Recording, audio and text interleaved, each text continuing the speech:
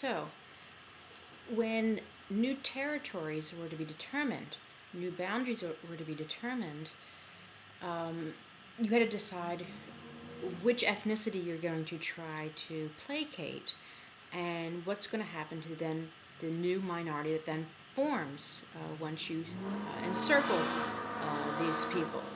So, for example, in Czechoslovakia, the new Czechoslovakia that is going to form after World War One is supposedly a union of Czechs and Slovaks. But there are other very large ethnic groups. There was a very large German population in the Czech Bohemian region. This is lands that were formerly controlled by the Austrian Germans, and in the southeastern region, there was a large portion of Magyars or Hungarians in what we think of the Slovak area. There's also a large population of Roma, which is the proper term for gypsies, which I'll use from now on, Roma, and a large level of Jews in this region, which don't have a territory. And also there are in most of the towns German tradesmen who controlled much of the towns of Central and Eastern Europe. So suddenly you take this multi-ethnic empire idea, for example, the Austro-Hungarian Empire, which has this realization that you have a multitude of languages and peoples who are going to unite under one emperor and have one policy under one emperor that is not going to, or at least should not favor certain ethnicities, although that wasn't always the case. Suddenly you have small nation states who are vulnerable, who are going to in their best capacity, going to try and fulfill the needs of only one of the nationalities within their borders. They're going to promote a homogeneous nationality.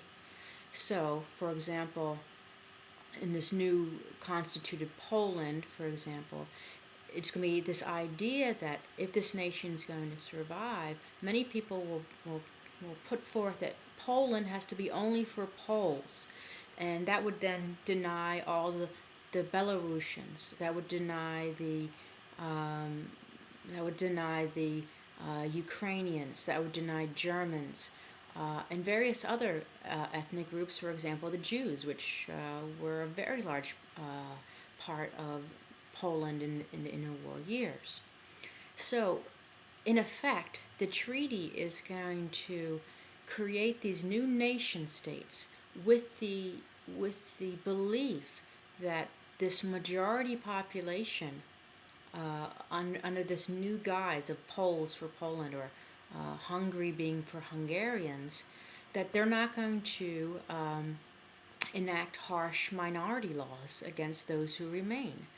And the fact is, it created a situation in which you have a change of leadership, whose intention is to protect only the majority, because they see themselves as this in a tenuous situation where they're a new nation being under the idea that it's a country that has one nationality only.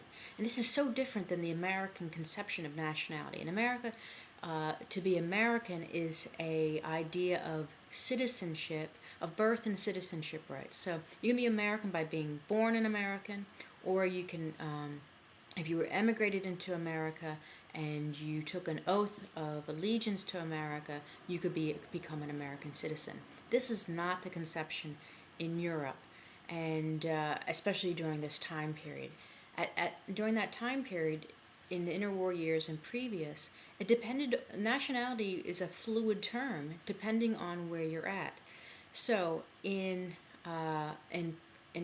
what we think of as Poland, for example, it could mean you're Polish if you spoke, if you're Polish if you spoke Polish, but not necessarily, because you could have been a Polish landowner living in the Ukrainian region of the new Soviet Union.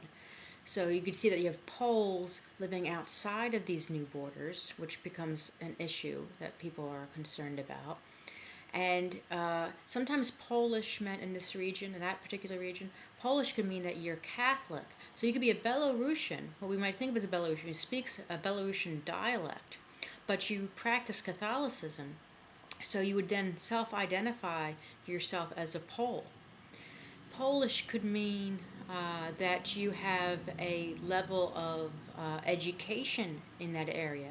So in the end of the 19th century, those who were well educated and went to school and learned Polish, became part of the elite of that society, would also possibly be deemed as Polish. So in that area, it could be religion, it could be in terms of class and wealth, it could be in terms of language.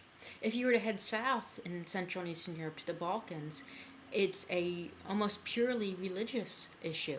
If you were in the Balkans and you spoke what we now call Serbo-Croatian, who's a Serb and who's a Croat, and who's a what we now call Bosniak, was dependent solely on religion. If you were a Slavic speaker of this, what we call Serbo-Croatian today, that language, and you were Catholic, then you were Croat. If you were a Serbo-Croatian speaker in this region and you were Orthodox, you were a Serb. If you were in if you spoke Serbo-Croatian in this area and you practiced Islam, you were a Muslim, you would be what they'd call a Bosnian Muslim at the time period, or a Bosniak today is what we'd call these people.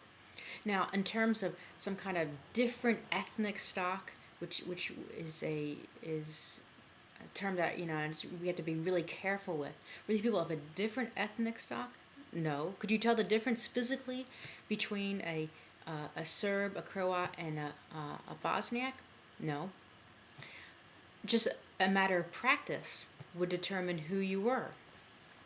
So this idea of who is a nation and what are the rights of a nation, it's this really fluid idea, and it changes over time and changes depending on the region you're in. So when Wilson makes a proclamation that this new treaty is going to listen to nations and their wishes for self-determination, it is opening this Pandora's box of multiple ethnicities who are not formed by any, a definition that everyone can be comfortable with. And Wilson is even asked before the treaty begins, what do you mean? Give us this exact definition of what you mean by a nation, what do you mean by self-determination. And Wilson's entourage and Wilson himself never answered the question. He was not ready for the multiple groups that are going to come to Paris pleading their case. And this is what it's going to be like. It's going to be this grand display of customs and clothing and languages and peoples who arrive in Paris and try to make their case. We want the self-determination. We want to have our own land. And they'll try to look historically and say, look, historically, we were here in this date and blah, blah, blah. And everyone's going to talk about their territory and the lines of their territories being when they were the largest. So Poles might say, talk about when they were part of the Polish-Lithuanian Commonwealth. Well, that was all the way from the northern Baltic Sea all the way to the Black Sea.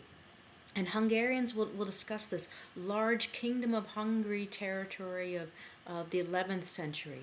And Romanians will discuss another one. And Slovaks will discuss another. And all these people come saying, this is the real territory. See, in 1385 this happened. In 1526 this happened. And they'll try to look at historic maps and basically the powers that are going to determine the treaty are going to throw their hands up very quickly. They don't want to listen to this. They're not interested in this. They're wanting to sign this treaty. Their only concern, or their number one concern, was Germany.